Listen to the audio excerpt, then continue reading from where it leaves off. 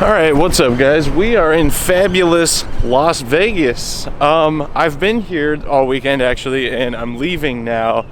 I was here for a rocket launch, so I wasn't really making any car videos.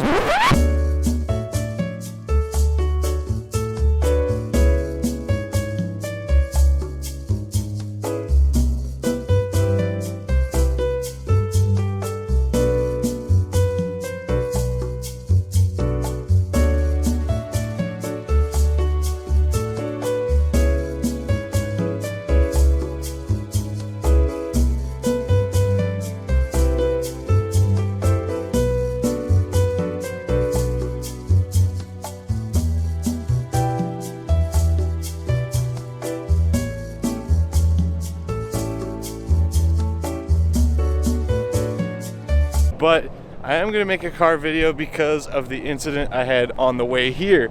Some of you may have seen the live stream, but the Fiesta took a little bit of a beating. So I'm going to quickly explain what that is. It's kind of a rescue mission for the Fiesta now. The good news is rocket launching was a success. This rocket, I wanted 10,000 feet out of it, but it went 99.29, annoyingly. But still good, and we got another rocket, so that's cool. If you guys don't know, I have a channel about high power rockets as well that kind of took off a little bit, and it has like 5,000 subs now, so that one's monetized now too. So if you guys want to go help me out, go subscribe to the rocket channel and check out some of the rocket videos. It's pretty good time. So anyway, here's what happened. First of all, there's a big crack in the windshield that was right about here when I left. I don't know how well you can see it on camera, but it's all the way down here now.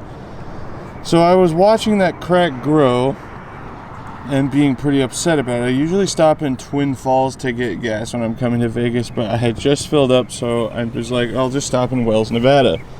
So I did stop in Wells, Nevada, but that's kind of when I noticed how much this crack was growing and how quickly. So I was mad about it. And because I was mad about it and just wanted to make it here, I forgot to get gas. Yeah, that's stupid. I know it is. Everybody does dumb shit every once in a while. There's another crack, too. I don't know why. My insurance company doesn't have any sort of glass-specific deductible. So, deductible's $500, new windshield's $260. So that's coming out of my pocket. But anyway, ran out of gas. I had my hazards on. I was pulling off the side of the road. I was like, whatever. I was really anxious because for the first, like, the light came on. I had like 68 miles to go, and the light comes on when it's 50 to empty. So I've gone pretty far on empty in this car before, but not on the freeway. So anyway, ran out, turned my hazards on. I'm pulling off the side of the road. Hazards are on. I want to be clear about that. This guy in a truck sees me, hazards on, a slight incline, starting to pull off the road. It's a 2-lane highway in Nevada. Instead of slowing down, lays into the horn and just keeps charging at me. So what do you do when there's a truck coming 75 miles an hour behind you and you can't accelerate because your car has no gas in it? You panic a little bit. Pull out the side of the road, smoked a mile marker. Where come Performante? No, that was, yeah, they do make those in convertibles, right? That one, huh? I don't know. Might have been an Evo. It had the Italian stripes on the bottom. But anyway, yeah. So let me show you. Wheel, bad. These wheels were already pretty demolished, but this is the unfortunate part because Fiesta ST specific bumper, obviously. This is all clear bra, but I think it made it through the clear bra. This looks like fiberglass. I don't know if these just have like a fiberglass outer layer, because I'm pretty sure these are metal panels, but I guess maybe not. The mirror was completely off, but I managed to cobble it back together, but we'll get back to that in a second, because somehow the mirror glass survived. So I just picked it up and popped it back in, and it was doing fine. This stuff will probably buff out. This will not. Again, looks like fiberglass. It's really bad there. There's a good chunk there. The handle's pretty bad. We got the side skirt pretty good down here. And then actually back here, I always thought it was a weird call that Ford did like 3/4 to an inch of this clear bra, but I guess that worked out because that's all the clear bra on the quarter. I don't think there's even any other damage. Separate incident, I believe. This wheel too took a good little hit. This is a very stout pole. I applaud the Nevada Highway Department for the quality of those poles they use. So anyway, like I said, the mirror glass survived. Initially, I went to the rocket launch and I was like, boy, my car's dirty. I should take it through a car wash. Kind of forgot about the mirror thing. Got to the dryers, blew the mirror glass out, hit the ground, shattered. I didn't notice it was gone for like 10 minutes, so I was going to get dinner, and then I turned around and had to drive back into the car wash, walk through the car wash, found it face down, it was cracked. Whatever. So lucky for me, Jason, the guy who helped me get some stuff for the G35 after we broke the window in that drifting with 350Z, there's two this generation Mark 5, 6, I don't know, Fiestas in the Junkyard in Twin Falls, Idaho, which is on my way home. So one of them's a 16, but I believe it's the wrong color. One of them's black, but it's a 14, so that'll be tuxedo black, not shadow black. This is shadow black. I could deal with the handle or the mirror cap being slightly different black, but if we did a whole door in different black, it'll just be like my G35, and that bothers me. So, yeah. I thought this was a heroin needle. It's a pen. We got to watch a security guy picking up a heroin needle over at the good old Rio All Suite Hotel. That was pretty sick. But yeah, this door is fine. The quarter is fine. Just the marks there on the clear bra. This door is not fine. Probably needs, I don't know, it'd be easier just to replace it probably if I could find one in the right color. If not, some body work needs done. Fender needs, like, it's definitely fixable in terms of body work, just some sanding and respraying. I might look into how much it'll cost to get it done. Like I said, I do have full coverage and a $500 deductible, so I could get this all fixed for $500, which I might do, but I don't know. I don't know if I want my deductible or my rate to go up. I don't know how much it will go up. I had a small incident with this car because I have commercial insurance for being a delivery driver. My rate didn't go up at all for a $1,300 repair on a Prius that I backed into. So, because, you know, they're used to paying for semis driving through hotels and stuff. So $1,300 wasn't a big deal to them. But I don't know. I would guess a body shop would probably be able to salvage these panels. It wouldn't replace them. But that's probably, on a good day, no less than $1,500 in bodywork and paint. So, I don't know. At any rate, we're going to hit the road. I love being here, but I always feel like so awkward. We're at a junkyard that's about 2 hours from my house, but they have two Fiestas, a 14 and a 16. I don't have the mic on the camera because I had the camera in my pocket. The junkyards near my house don't really like filming inside them. They've made me leave my camera in my car before, so luckily it's mirrorless, so it fits in my pocket pretty easily. But yeah, so row 80 is where they are.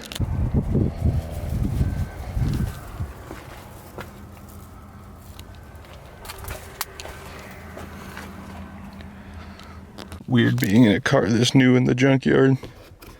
Mine doesn't have a USB port right there.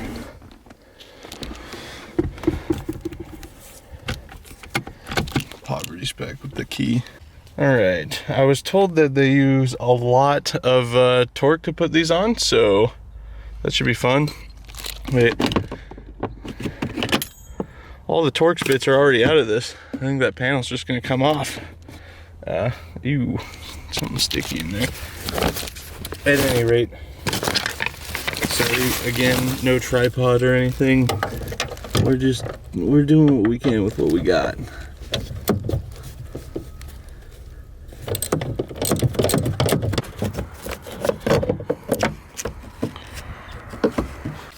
Harbor Freight sells body panel remover tools, just so you guys are aware of that. Did I buy any? No. Does it need to go up?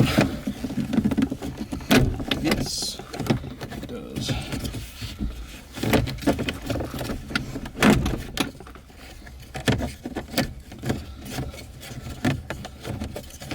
Yeah, for some reason this 2014 has the exact same paint as my 16 ST, which I was led to believe was only 16 through 19.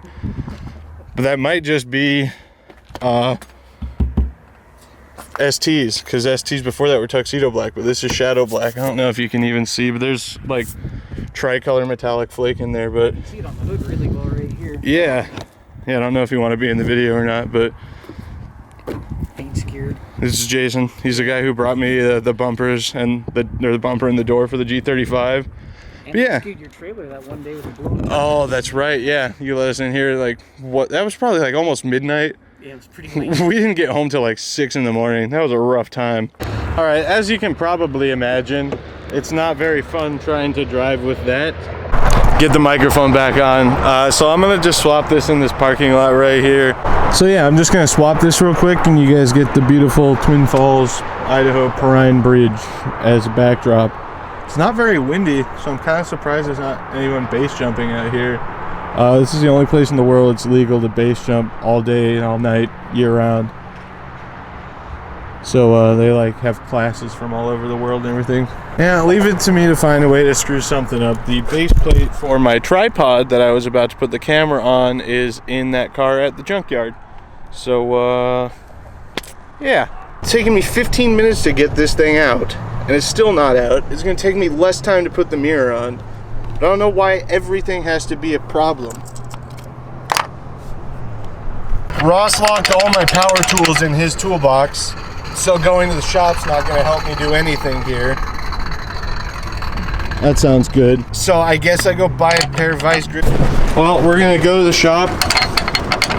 Ross is going to meet me there. I don't know if we can cut this out or do whatever, but vice grips kept hitting the fenders, and now the paint's fucked on that too. Oh, I think you're gonna want more depth grip than that. More depth grip? Yeah, here, you want me to do it? And then, so Ross drove out to the shop to meet me here. It's about an hour drive each way. Yeah. I still got 2 articles to write when I get home. So, one of them was 1,500 words. Reins up. So we're gonna try and blow it off with the impact, see how that does. If that doesn't work, I got the welder ready. We're gonna weld a nut on this bitch and just, it's coming out. At least that's under the mirror. That fucking bums me out. But whatever, we'll give her a shot. Of course it's this car, man. Yeah. It has to be this one.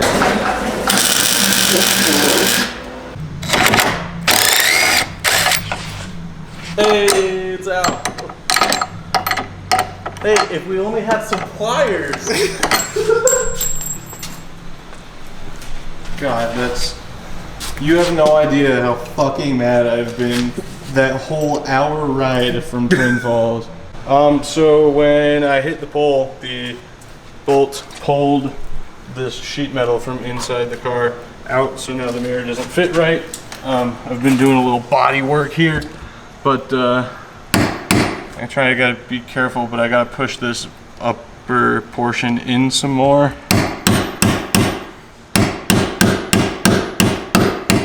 You know how bad this hurts me doing this to this car of all of them?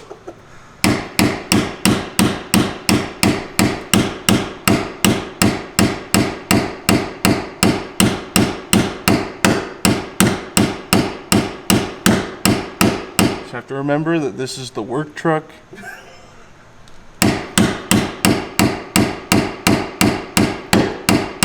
I do still owe money on it, but I'm paying it off for the fact that I own the car and it is mine. So, as much as this hurts,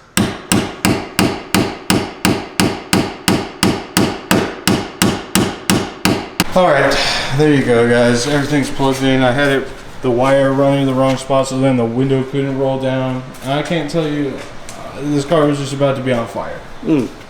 I got gap insurance, I got full coverage. I was ready to commit fraud. But yeah, it's done now. Big shout out once again to Sean and Porter for up and making a mirror happen like 12 hours after I crashed it. And then, oh yeah, it's on, I forgot. The Junkyard happened to have a color matched mirror for some reason. Turn signal works, the motor works, everything's fine, it's bolted up. I can roll the window down now. So there you go. Did you still want to try and come out here? I mean, when Jacob and Philip were out here, when they were like, "Yeah, it looks pretty close," and I opened the door and they're like, "No, it's not." So you know what I was thinking about actually, because you know how we just have to have that wire go to switch 12 and Yeah. pull in the fuel pump relay? Why don't I just use the switch outlet on the fuel pump relay for that, and then the signal wire to power it like I did with yours? But that relay has switch 12 too, Yeah. so I can just eat it off of that and go straight to my relay from there. So use the Smart. factory wiring, and instead of going, no, I'm actually literally, I'm extending the factory fuel pump wiring, because that's the signal, or that goes to my fuel pump relay. So I'm taking the fuel pump relay out of this car and taking the switch 12 from that and extending it to my new fuel pump relay, and then the signal output back to the wire that it would have gotten to on the stock fuel pump relay. So there's no reason that won't work. Yeah. It's just a little extension cord. Yeah. All right, this is almost running. They didn't. I changed the alternator. Right. Did I show you that? No, well, you sent me pictures of why we needed to. Okay, So it's wired up now. Yeah, I cut into the factory harness. These are the only two you need. I'm assuming, because one goes down to the switch for the starter, and then this one goes to the signal to the alternator. Yeah, because if you'll recall, I was so excited that I have a key and ignition barrel now. And Right. then we were like, oh, the signal wire for the starter is in the factory harness. Probably knows, but this is the alternator off Jasmine, and it has the plug-in to the regulator. Even though the regulator's on here, so I don't understand why it needs the plug-in. But it has the other connections just like that one does. And the alternator off this engine did not have that plug. So really this is just like basic alternator wiring at this point. Yeah. We got a wire, and the one to the starter, but that's not pretty much the alternator. We just got a ground and a positive now on the alternator, basically. So, But that's going back to its factory spot in this plug that Ross depinned, so that should be it should work powering with the everything. key. Everything, the dash should be good. Well, no, Did you real do all quick. this up? Damn. No, I did not. Oh, I was gonna say it just kind of looks classy, but I think that's where we're gonna want to put it. I was kind of messing with it. yeah. And just put that hole underneath the one you made. The drain line is connected, right? Yeah, we're gonna need to tighten everything, but that's loosening it, so that's a bad start. But yeah, so this will vent. We need, I want to run it to the intake like you're supposed to, just in case. I mean, I know it's supposed to drain, but if there is any oil coming out of there, you just right all over the firewall. Right, or we can just have it pointing at the ground. I mean, it's just vapor. It's guess not we going to be could. actual. Unless there's something really wrong with this engine, there should be no oil, physical oil coming out of it. Yeah. So. And then, we can't do it in the air cooler piping because I know we'll see boost, and you don't want boost going into the catch can. And then I was thinking, because we don't need all of these vacuum ports, I think this one we'll need for the HVAC. We'll rob it off that engine. But then Battery died. I got all these extra batteries now, though, for this exact type of scenario. All right, yeah, that's it. Thank you guys for watching. Volvo will be back shortly. Hopefully whenever we come out here, we'll be able to set it down and at least drive it out of the shop. Don't forget to follow me on Instagram, add me on Snapchat at BigB1011. If you want to see a picture of your car featured at the end of one of my videos, send a picture to me at chrisforeverhelp@gmail.com. You have a few days to get yourself an I Heart the Steve shirt, and then they're gone for good. And Ross and I are splitting the money on merch. Basically, from this point out, I don't know, we'll see. Unless I pay a shit ton of money for a sick design or something, you can eat my ass. But yeah, thank you guys very much for watching, and we'll see you next time. Peace out.